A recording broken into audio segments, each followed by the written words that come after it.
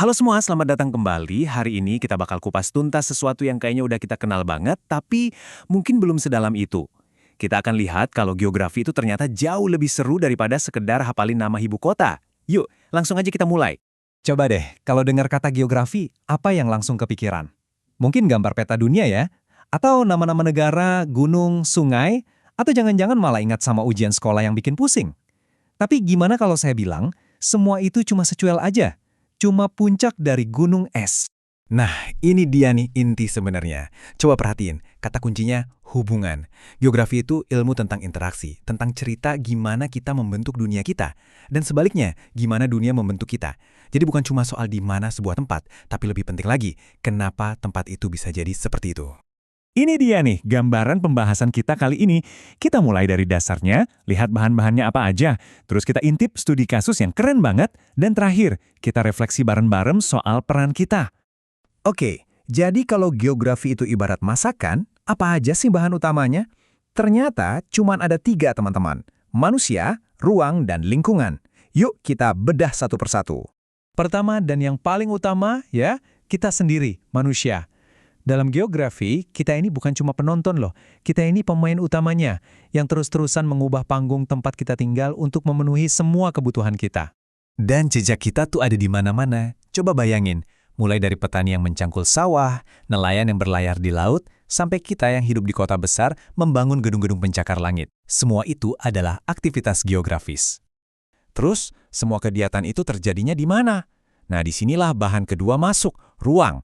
Ruang ini ibarat panggung raksasa tempat semua drama kehidupan kita berlangsung. Bisa di darat, di laut, bahkan di udara. Dan panggung ini bentuknya macam-macam banget. Bisa jadi desa yang adem ayam, atau kota metropolitan yang nggak pernah tidur. Bisa juga bentang alam liar kayak hutan lebat, pegunungan tinggi, atau sungai yang berkelok-kelok. Masing-masing punya cerita dan perannya sendiri.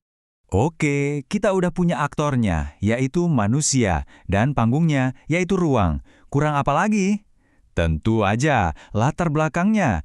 Itulah lingkungan. Ini bukan sekedar background, tapi sesuatu yang aktif banget mempengaruhi hidup kita. Mulai dari makanan yang kita makan, sampai bentuk rumah kita. Nah, ini yang menarik. Lingkungan itu bisa kita bagi jadi 2 loh. Ada lingkungan alami yang murni ciptaan alam. Nggak ada campur tangan kita sama sekali. Contohnya ya kayak Gunung Merapi. Terus ada juga lingkungan buatan yang 100% hasil karya kita. Kayak kota Jakarta, lengkap dengan jalanan dan jembatannya. Oke, ketiga bahan utama udah di tangan. Manusia, ruang, dan lingkungan. Sekarang saatnya kita campur aduk semuanya. Dan disinilah inti dari geografi yang sebenarnya mulai kelihatan. Penting banget buat diingat, ini bukan jalan satu arah. Bukan cuma kita yang mengambil dari alam. Alam itu juga bereaksi loh. Dia kasih respons, dia membentuk cara kita hidup. Jadi ini kayak tarian, ada aksi, ada reaksi, saling mempengaruhi. Dan dari tarian ini hasilnya bisa 2 macam, bertolak belakang banget. Bisa jadi kita menciptakan sesuatu yang super inovatif dan harmonis, atau sebaliknya, kita malah bikin masalah besar. Banjir, polusi, wah, keseimbangannya ini tipis banget. Biar kebayang harmoni itu kayak gimana, yuk kita lihat contoh nyata yang wow, luar biasa banget. Dan ini dari Indonesia loh, kita terbang ke Bali. Di sana, di antara hamparan sawah teras sering yang ijonya bikin adem, ada sistem kuno yang namanya subak. Dan ini teman-teman bukan sekedar cara ngatur air, tapi ini udah jadi filosofi hidup.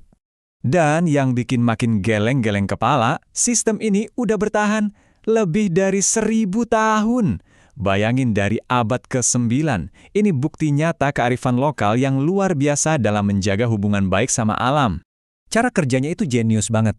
Jadi para petani mengukir lereng gunung jadi sawah-sawah bertingkat yang cantik banget. Terus air dari sungai dialirkan lewat jaringan irigasi yang rumit dan ini diatur bareng-bareng sama komunitas. Nggak ada yang egois, semua dibagi adil. Hasilnya, keseimbangan sempurna, manusia dapat panen, alamnya tetap lestari. Keren kan? Subak tadi itu kan contoh idealnya, ya. Sekarang, yuk kita zoom out lagi, lihat gambaran besarnya, dan kita hadapi kenyataan. Tantangan zaman sekarang yang seringkali jauh dari kata harmonis. Coba kita renungin sebentar. Semua yang kita punya, yang kita nikmati, itu asalnya dari mana? Makanan kita, air minum kita, energi yang kita pakai, bahkan tanah tempat rumah kita berdiri, semuanya itu hadiah dari alam. Kita ini bergantung 100% sama alam. Tapi sayangnya, seringkali balasan kita malah meninggalkan luka. Waktu hubungan kita sama alam nggak dijaga baik-baik, ya kita sendiri yang kena getahnya. Polusi di mana-mana, hutan gundul, dan yang paling besar, perubahan iklim. Tabel ini nunjukin dengan jelas banget hubungan sebab akibatnya. Nggak ada yang kebetulan. Buang sampah ke sungai, ya airnya jadi tercemar. Tebang pohon sembarangan, ya hutannya rusak. Simpel kan? Aksi kita punya konsekuensi langsung. Nah, jadi inilah pelajaran terbesar dari geografi. Ini bukan cuma ilmu hafalan nama kota atau gunung. Geografi itu ngajarin kita soal posisi kita di dunia ini. Kita punya kekuatan buat mengubah lingkungan, tapi bersama kekuatan itu ada tanggung jawab yang super besar. Sebagai penutup, saya mau ninggalin satu pertanyaan buat direnungkan. Kita udah lihat subak di Bali, bukti kalau harmoni itu mungkin. Sekarang, coba lihat di sekitar Anda, di lingkungan Anda sendiri. Kira-kira, harmoni antara manusia dan alam di tempat tinggal Anda itu bentuknya seperti apa? Coba deh pikirin. Terima kasih banyak udah menyimak.